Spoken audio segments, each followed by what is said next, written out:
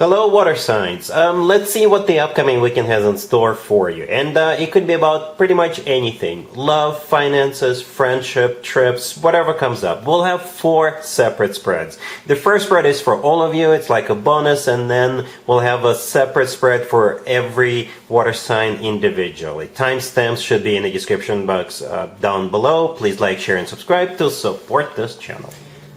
This first spread is for all water signs. We have the Six of Swords clarified by the Ace of Swords. We have the Ace of Pentacles clarified by the Eight of Wands. Then we have the Four of Wands clarified by the Nine of Cups. And we also have the Ten of Pentacles on the bottom of the deck. You could be dealing with absolutely any zodiac sign. We have every single element on the table, and I don't usually clarify every single card. That comes out in weekend highlight readings. This time I did, water signs. I was trying to help you out. I was trying to give you an idea of what the person's zodiac sign is. But we got what we got. And the good news is it's not too shabby, not too bad either. Let me explain. We do have 2 aces on the table, the Ace of Swords and the Ace of Pentacles, and we have 2 marriage cards, the Four of Wands and the Ten of Pentacles. Alright, this reading starts with the Six of Swords clarified by one of the aces, the Ace of Swords. The Six of Swords, somebody could be traveling, somebody could be moving, somebody could be coming to see you. The Six of Swords is also a card of an improvement. With this card, things usually get better. Okay, the Ace of Swords clarifying it is a decision. Is a decision to do whatever the Six of Swords means in your case. To go somewhere, to move on, right, to make your own life better. Right, so it's a decision. It is a decision, and as a result of this decision, the rest of the spread will play out. Right, the Ace of Pentacles is a golden opportunity, once in a lifetime opportunity. This card sometimes comes through as a card of a proposal. The Eight of Wands clarifying that could be also a travel card, or to go somewhere card, or to move on card. At the same time, the Eight of Wands is the Cupid's arrows card. Alright, and then we got those 2 marriage cards, the Four of Wands and the Ten of Pentacles, and the Nine of Cups clarifying the Four of Wands. The Nine of Cups is a card of a wish come true. Some people call the Four of Wands the 11-11 card, and to me personally, the Four of Wands always reminds me of an actual wedding. Alright, water signs, so you have a marriage coming up. In the nutshell, you have a marriage coming up. Alright, cool. Cancer, we have the Eight of Wands clarified by the Wheel of Fortune, the Knight of Wands, the Ace of Wands clarified by the Three of Cups, and we also have the Nine of Cups on the bottom of the deck. You could be dealing with a fire sign, Aries, Leo, Sagittarius. So here's what I'm going to tell you, Cancer. If you will definitely have a lot of fun over the weekend. You definitely will.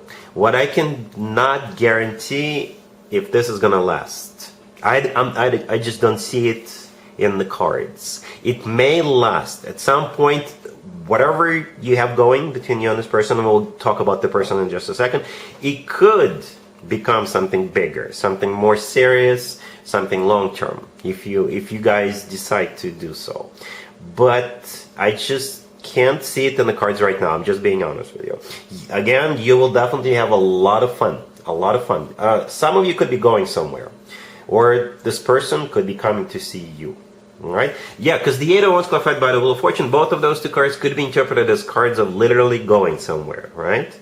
Or somebody coming to see you, or maybe you going to see someone. The Knight of Wands in the middle, that's the person. Could be a fire sign, Aries, Leo, Sagittarius. Could be somebody younger than you, or both of you could be still young, alright?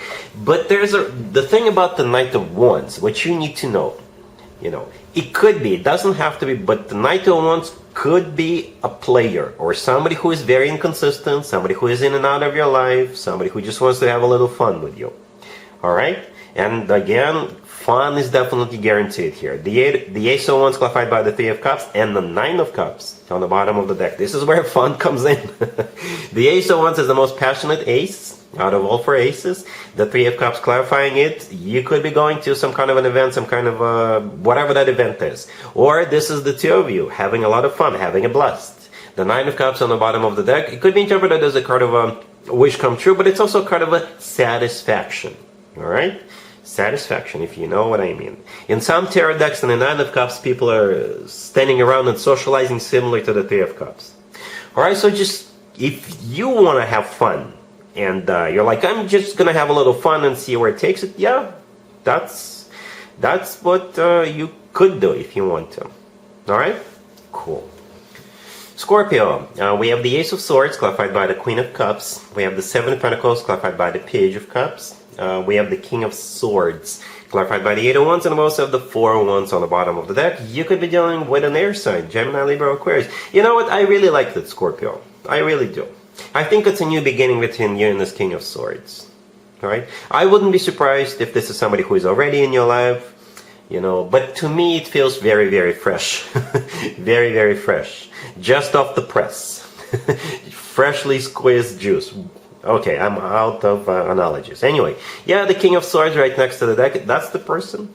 Could be an air sign, Gemini, Libra, Aquarius, or somebody with some major air placements in their chart. The Ace of Swords, the first card that came out, is clarified by the Queen of Cups, and I assume you're the Queen of Cups here. Alright?